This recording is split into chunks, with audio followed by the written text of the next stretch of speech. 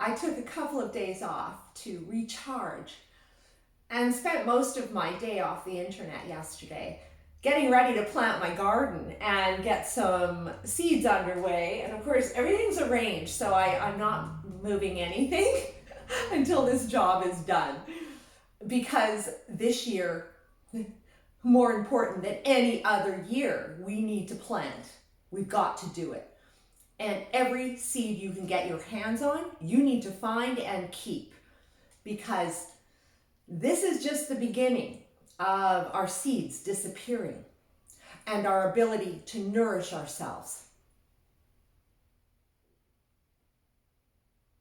The power brokers of the world don't want us to have the ability to take care of ourselves, because the bomb that was sent and exploded, a bioweapon, not really aimed at our health so much as our perceptions, and an opportunity for them to seize power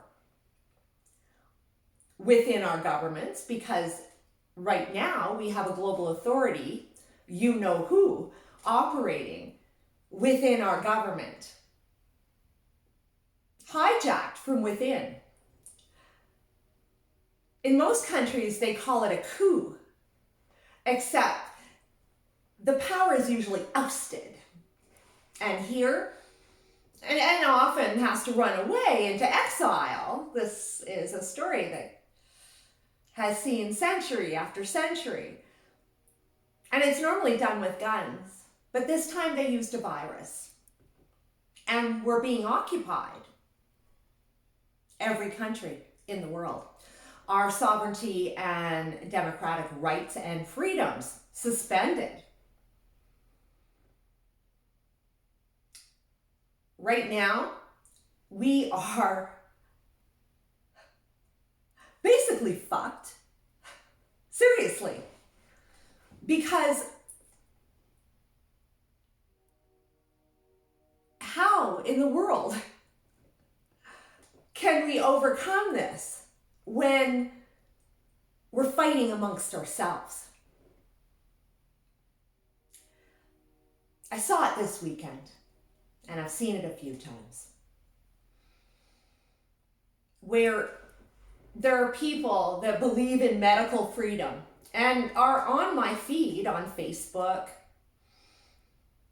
and I read what's going on, and I come across a woman who's supposedly on my side, on our side, all of us who are fighting for medical freedom here.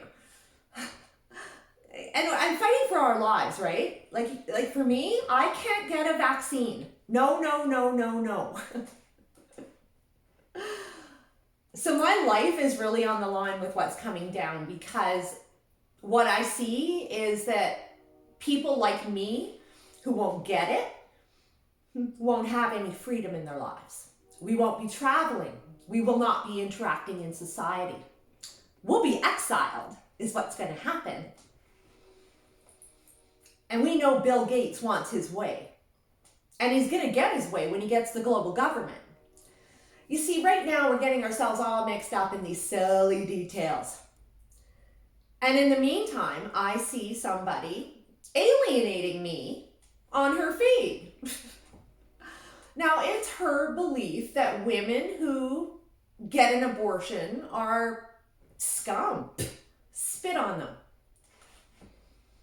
And this is exactly why I parted company with these people years ago.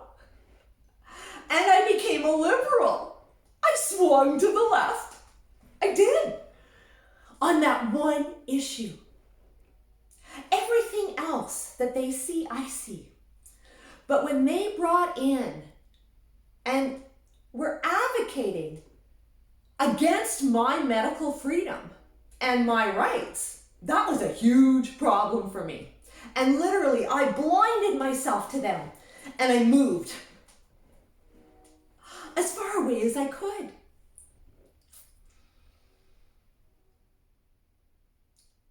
We're fighting for medical freedom here. Yet, you see, these women I ended up with, I didn't align with so much of what they had to say. But again, that one issue kept me in the box.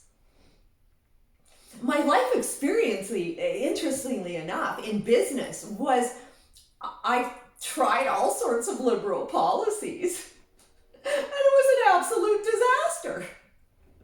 I came to the conclusion in business that my small business was an authoritarian regime.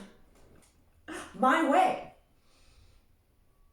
And it's interesting that the global push, because the stakeholders and all of this madness going on right now with us, with this virus and all of the new policies, is corporations.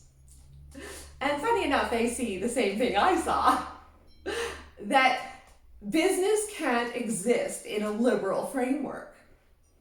It can't. It slows it down. It guts it. Straight up. I'll never forget when I was paying my people about, I think the going rate here was $8.50 an hour, and they started at 12 with me. Packaging food, a very low-level job. I was hoping to grow people who would grow into the business and find some ownership in all of that. But in fact, I just found people that took advantage. The same human behavior played out if I had been paying $8.50 an hour. And I learned. And this is why the corporations are going this way right now. They are. They're taking advantage of this opportunity because they know we have no rights and freedoms now. And that's exactly what they needed. I find it very sad that judgment that we are all fighting against, again, for our medical freedom, is being exerted inside. You see, what I see right now is that we have one thing to overcome here, and it's the biggest, and it's freedom, generally. We need to keep our eye on the ball and not alienate people. When you push someone away like that, you're pushing away your support. I'm sorry that you think women who have abortions are disgusting. It's the same sort of thing we see in other cultures of men who think Western women are disgusting. Judgment. And what is putting us in this fascist Nazi mess of reporting people and judging them?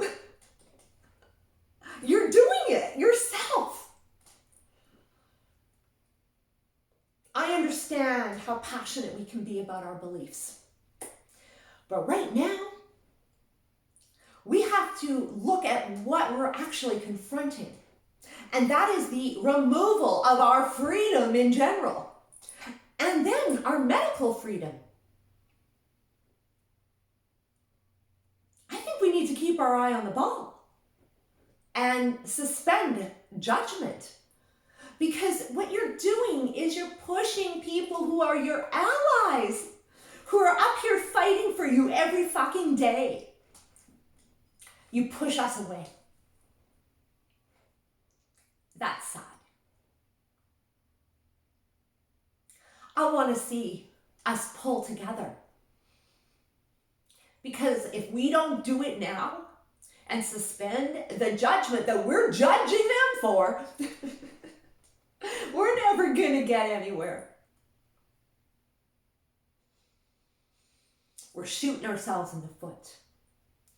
I get a little bit passionate about this because I have had a couple of abortions. I have. But guess what? Karma always comes back to bite you because the one I wanted, I lost it.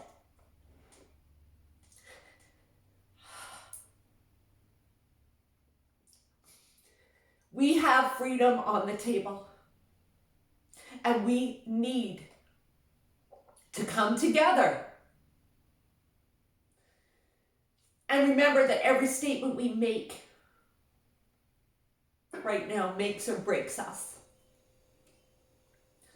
When we show intolerance to those who would normally have allegiance, we're not accomplishing anything. And in fact, we are being resigned to exactly what Bill Gates and the elite think of us. That we can't think for ourselves, that we're peons, that we're no minds. And I don't buy it. You want to fix this world? We need to fix it from the inside out. And that starts with all of us. It does. Sorry there weren't more smiles for this one, but this one had to be said.